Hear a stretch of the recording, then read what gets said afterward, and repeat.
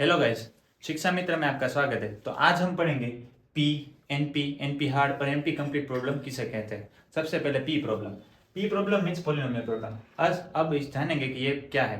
Polynomial problem means जिस problem को हम पॉलिनोमियल टाइम में सॉल्व कर सकते हैं और बाय यूजिंग डिटरमिनिस्टिक एल्गोरिथम, तो उसे हम पॉलिनोमियल प्रॉब्लम कहते हैं।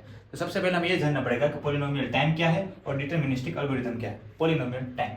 पॉलिनोमियल टाइम मीन्स कि अगर उस प्रॉब्लम को हम big of N raise two के पावर में इतने टाइम में हम उसे सॉल्व कर सकते हैं, तो इसे हम पॉलिनोमियल टाइम कहते हैं। अब इस n की पावर 1 से लेके n तक हो सकती है।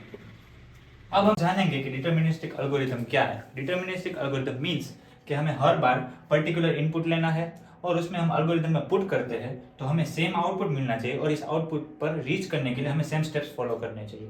अगर हम एग्जांपल ले, हमने n इनपुट दिया है एल्गोरिथम में और इसका आउटपुट हमें x मिलता है और इस आउटपुट पर रीच करने के लिए हमें 3 स्टेप्स फॉलो किए। तो अगर हम हर बार n इनपुट देंगे और आउटपुट भी x मिलेगा और नंबर ऑफ स्टेप्स भी सेम फॉलो करने पड़ेंगे, तो ऐसे एल्गोरिथम को हम डिटरमिनिस्टिक एल्गोरिथम कहते हैं। अब जानेंगे कि इसमें एग्जांपल्स क्या आते हैं। इसमें एग्जांपल आते हैं linear search, binary search. Linear search में भी ऐसा है, अगर हम कोई इनपुट डालते हैं तो हमें हर बार सेम स्टेप्स ही फॉलो करने पड़ते हैं उसके आउटपुट पर रीच करने के लिए। NP problem, non deterministic polynomial problem. अब इसमें किन टाइप के प्रॉब्लम आते हैं कि जिसे हम पॉलिनोमियल टाइम में सॉल्व नहीं कर सकते, लेकिन अगर हमारे पास इसका सॉल्यूशन पहले से गिवन है तो हम इसे वेरीफाई कर सकते हैं पॉलिनोमियल टाइम में। अगर हम वर्स्ट केस सिनेरियो देखें तो हम एनपी प्रॉब्लम को एक्सपोनेंशियल टाइम में सॉल्व कर सकते हैं। अब एक्सपोनेंशियल टाइम किसे कहते हैं? अगर हमारे पास time complexity big of 2 raise to k की पावर में होती है तो इसे हम एक्सपोनेंशियल टाइम कहते हैं।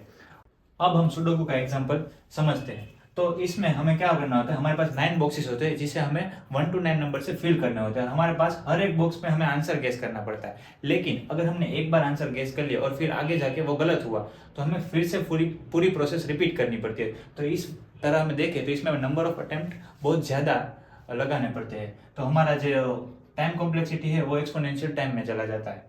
अब हमारे पास सुडोकू का सॉल्यूशन पहले से गिवन है तो हम उसे पॉलिनोमियल टाइम में वेरीफाई कर सकते हैं, क्योंकि हमें उसमें सिर्फ नंबर ऑफ रोज और नंबर ऑफ कॉलम्स ही चेक करने होते हैं। अब हम देखते हैं नॉन डिटरमिनिस्टिक एल्गोरिथम। ये एक हाइपोथेटिकल एल्गोरिथम है, मींस कि ये प्रैक्टिकल एल्गोरिथम नहीं है। ये एल्गोरिथम क्या करता है कि सभी रूल्स और कंडीशंस को अप्लाई करके हर एक बॉक्सेस पे करेक्ट आंसर गेस करता है, जिसमें क्या होता है हमें सुडोकू का सॉल्यूशन एक पर्टिकुलर पॉलिनोमियल टाइम में मिल जाता है। अब हम देखते हैं एनपी प्रॉब्लम और पी प्रॉब्लम के बीच का रिलेशनशिप। पी प्रॉब्लम मीन्स क्या है कि हमें प्रॉब्लम है वो पॉलिनोमियल टाइम में सॉल्व भी करना है और उसे वेरीफाई भी पॉलिनोमियल टाइम में कर सकते हैं। लेकिन एनपी प्रॉब्लम क्या है, जिसे हम सॉल्व पॉलिनोमियल टाइम में नहीं कर सकते लेकिन वेरीफाई पॉलिनोमियल टाइम में कर सकते हैं।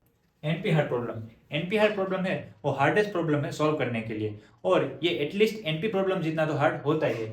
और एनपी हार्ड प्रॉब्लम है वो एनपी प्रॉब्लम के सेट से बिलोंग नहीं करता, क्योंकि एनपी प्रॉब्लम है वो वेरीफाई हो जाता है पॉलिनोमियल टाइम में, लेकिन जो एनपी हार्ड प्रॉब्लम है वो मे और may not be verified in polynomial time. अब हम देखते हैं रिडक्शन मेथड। रिडक्शन मेथड हमें क्या कहती है, अगर हमारे पास एनपी प्रॉब्लम है और हम उसे रिड्यूस करते हैं एनपी हार्ड प्रॉब्लम में, तो फिर अगर हम एनपी हार्ड प्रॉब्लम का सॉल्यूशन फाइंड कर ले तो हम सभी एनपी प्रॉब्लम को सॉल्व कर सकते हैं। और ये जो रिडक्शन करने में हमारा टाइम लगता है वो होता है पॉलिनोमियल टाइम के जितना। और एनपी हार्ड प्रॉब्लम का एग्जांपल है सबसेट सम प्रॉब्लम। अब देखते हैं NP complete problem. NP complete problem है वो एनपी और एनपी हार्ड दोनों में बिलोंग करता है। देखते हैं कैसे। एनपी कंप्लीट प्रॉब्लम है वो वेरीफाई हो जाता है पॉलिनोमियल टाइम में, इसलिए हम उसे एनपी प्रॉब्लम में भी इंक्लूड कर सकते हैं। और इसकी कैरेक्टरिस्टिक एनपी हार्ड प्रॉब्लम से भी मिलती है। देखते हैं कैसे। अगर हमारे पास कोई एनपी प्रॉब्लम है और हम उसे रिड्यूस कर सकते हैं एनपी कंप्लीट प्रॉब्लम में, फिर हम उसका सॉल्यूशन फाइंड करें तो फिर उससे हम सारे एनपी प्रॉब्लम को सॉल्व कर सकते हैं। तो इस तरह उसे हम एनपी हार्ड में भी बिलोंग कर सकते हैं। अब हम देखते हैं इन सब प्रॉब्लम का रिलेशनशिप। पी प्रॉब्लम क्या है कि उसे हम पॉलिनोमियल टाइम में वेरीफाई भी कर सकते हैं और सॉल्व भी कर सकते हैं। एनपी प्रॉब्लम क्या है कि उसे हम पॉलिनोमियल टाइम में वेरीफाई कर सकते हैं लेकिन सॉल्व नहीं कर सकते। एनपी हार्ड प्रॉब्लम क्या है कि उसे हम पॉलिनोमियल टाइम में वेरीफाई भी नहीं कर सकते और सॉल्व भी नहीं कर सकते। और जो एनपी कंप्लीट प्रॉब्लम है वो एनपी हार्ड में भी बिलोंग करता है और एनपी में भी बिलोंग करता है। अगर आपको हमारा वीडियो अच्छा लगा हो तो प्लीज़ लाइक, शेयर और सब्सक्राइब कीजिए।